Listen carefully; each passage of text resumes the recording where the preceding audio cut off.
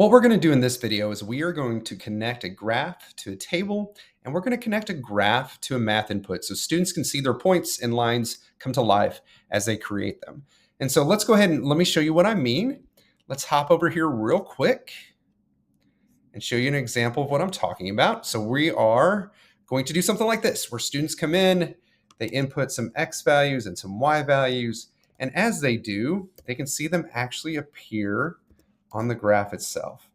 And so that's kind of what our goal is going to be here, is to make those things appear and then take it a step further and connect a math input where students can type an equation and that equation will appear there on the graph. And then eventually we'll get to this point here where students can do both. They can input points like 1, 1, 2, 2, 3, 3, and then write the equation of the line that actually goes through them. So that's what our goal is. That's what we're going to try to do.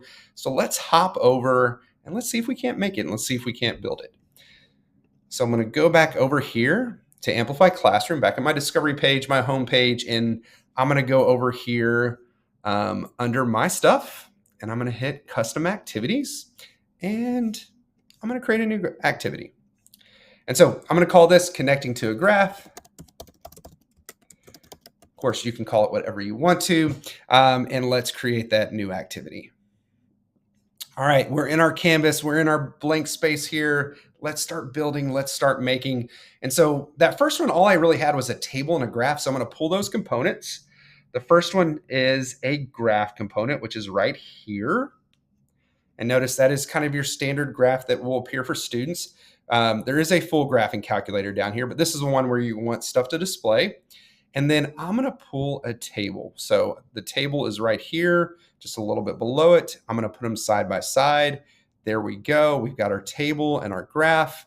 And then I'm going to label kind of just the top parts of the table here. So I'm going to call this column X, column Y. There are more advanced ways where you can put X and Y in one column. There's just a little bit heavier lift.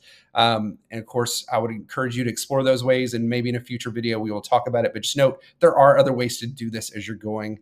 But I'm going to go ahead and make spots and add another kind of row here and another one. So there's 3 spots for students to input values as we go. And so now we're going to need to connect these. And so just like we've done before, we've got to name the component that we're pulling information from. And so I'm going to name this component table 1. So there we go. We've got table 1, and I'm going to pull information from table 1 into this graph over here. I don't need to name the graph because I'm not pulling anything from it. If I wanted to name the component, I could, but let's just hop in here. And I'm going to do a little bit of a shortcut here to kind of make our life easier later. And you'll see what I mean in a minute, but I need to pull information from the table. And just like with any Excel or anything else, the table has values and has spots. But here at the very top, I'm going to put T equals table 1. And all I'm telling this is just a shortcut for table, and it's actually going to save me a lot of time later. And I'll show you what I mean. And we're going to use this now to pull and represent values from their table. And so I need these values to match up with some numbers because I want those points to appear in the graph. So what I'm actually going to use here kind of for this sync and what I'm going to pull from is our number. So if I start typing the word in, notice the number sync appears here. And so number, and I can name this number whatever I want to, but what I'm going to do is call all the ones in X, X1, X2, X3, all the ones in Y, Y1, Y2, Y3, and so forth. So I'm going to call this X underscore 1. It's that little dash symbol up by 0 that makes that underscore. So X underscore 1, that is going to be our first X component. I don't have to do that, but I would definitely encourage you when you're naming your numbers to put something a little bit to make it easier to understand what you're doing. So number 1, and this is going to be just that value from our table. So table 1, and notice as I start putting table, notice I have 2 things here. I have table 1 and T. I'm just going to use T because this is a shortcut for table 1. It's going to make it a little bit easier. And I'm going to pull the numeric value from that table. So table 1, numeric value, and then I'm going to put 1, comma 1. So row 1, column 1, that is where I'm pulling that value from. And so now I'm going to type number, and I'm going to pull the first Y1 value. And I could do these in either order, but I'm going to do the first Y1 value. So Y underscore 1, just like I did before. That underscore again is up by the 0 key on my keyboard. T dot cell numeric value 1, 2. So that first row, second column, we're going to pull our Y value from. And of course, you can check these and test these here in a minute. But there's my first point. And now essentially, I'm going to rinse and repeat. I've got X1, Y1. I'm going to do the same thing. Number X underscore 1 T dot cell numeric value. Instead of 1, 1, I'm going to do 2, 1. As we go, oh, notice this is a 1. Let's change this to a 2 because I want X2 there. Didn't mean to type X1. I want X2 there. Had some conflicting going on. And then we're going to do the same thing here. Number Y2. And I'm going to pull that from, oh, I didn't want cell content. I want cell numeric value. I'm going to pull that from 2, 2. And notice now we've got X1, Y1, X2, Y2. And even a faster way, I could just copy these. And I could paste them and call this 3 and 3 and change these to 3 and 3. Now I'm going to pull my 3 points from these locations from my table, and they're going to go to my graph. Now, if I come out here and I test it, there's an issue. Notice nothing appears yet. Well, I haven't told it where it's going and where it's going to appear. So I'm going to have to do that inside the graph itself. So I'm going to click on the graph and I'm going to open it up. And I need to put in those 3 points using the values I just defined. So I'm going to select it. I'm going to put X underscore 1, comma Y underscore 1. And that's going to pull for my first point, X1, Y1. I'm going to go ahead and hit all to add those sliders to it. That's just going to be the values it's going to represent. Don't really have to worry about it, but just note those are the values for X1 and Y1. And I'm going to do it again. I'm going to go X2, Y2.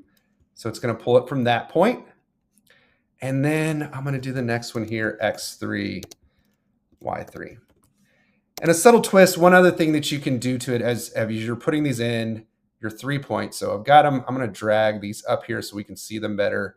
I've got X2, X1, Y2. There we go. So there are 3 points.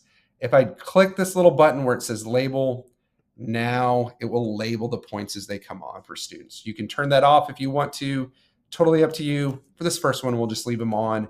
And now we can test it. Let's hit preview button. Let's see what happens if I go to preview. Notice I've got my graph. I've got my table. I enter 1, 1. Boom. It appears. I enter something like -2, 5, boom, it appears. And then if I enter something like 5, -3, it appears down here. So I've got my 3 points to appear on the screen. Amazing. I love it. Let's take this a step further. Let's go to the next screen. And we're going to do something very similar.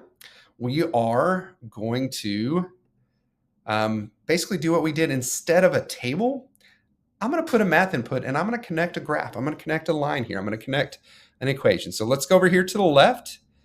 Let's pull out a graph here.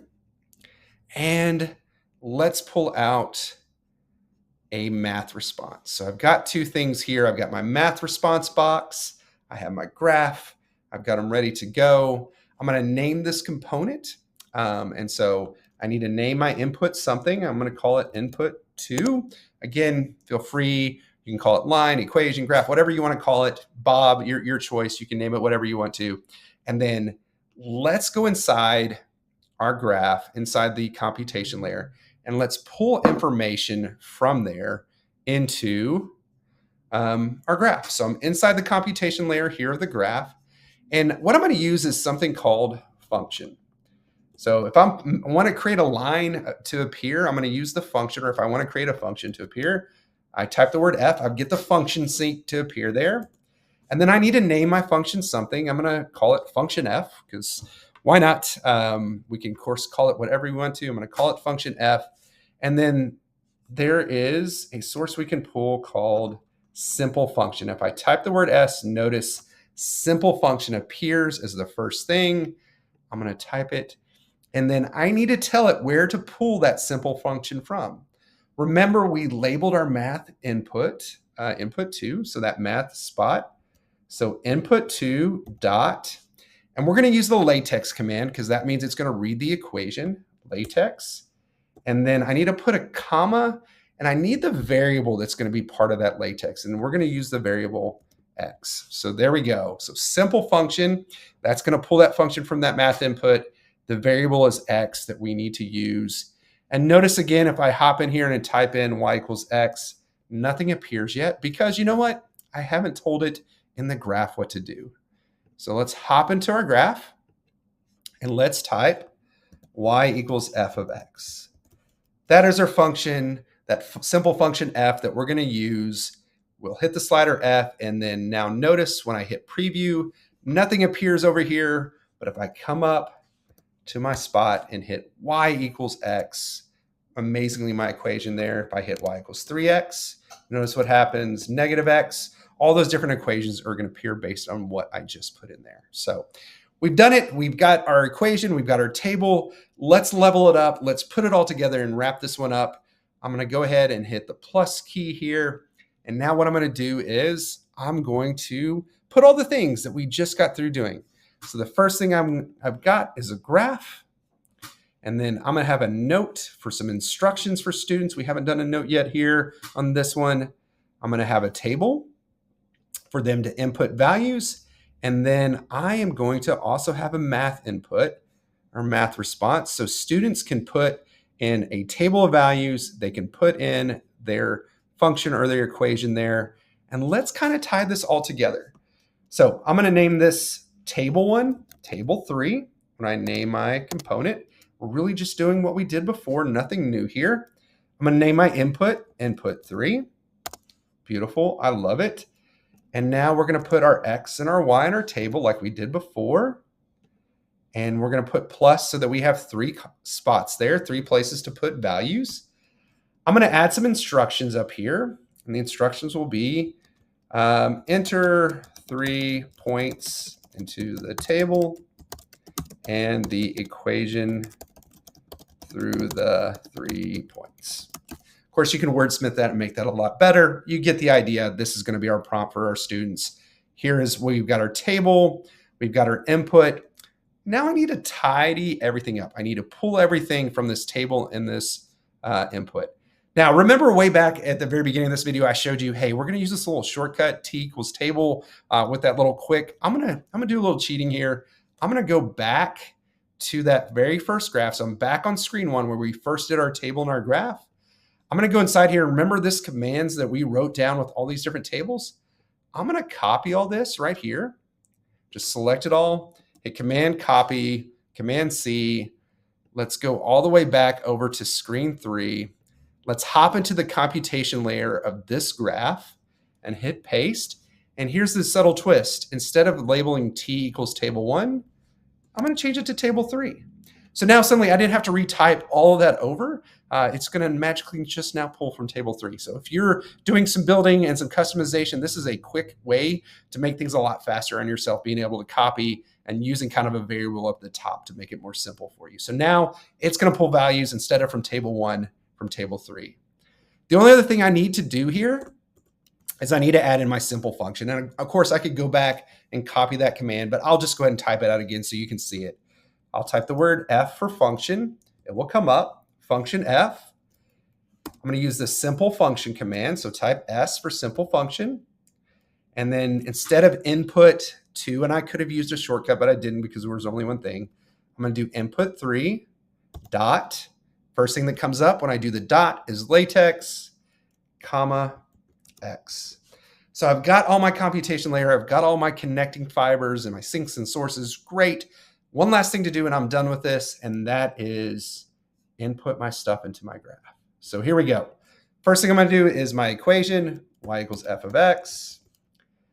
And now I'm going to input my points. So x underscore 1, y underscore 1, that is point 1. We got it. Great. Let's do our next point, x underscore 2, y underscore 2. Let's do our next one here, x underscore 3, y underscore 3. Hit all and hit done. And I think now we've got it magically ready to go. Let's check it out. Let's see it. Let's see what's happening here. Let's type in our points. 1, 1, 2, 2, 3, 3, and y equals x. And amazing. We've got it. We've got 3 points. We've got a line. Love the multiple representations here. Thanks for staying with me on this journey. Hopefully you can see now how valuable it can be to connect those different components, to connect them to a graph, to make students' ideas come to life as they enter them onto the screen.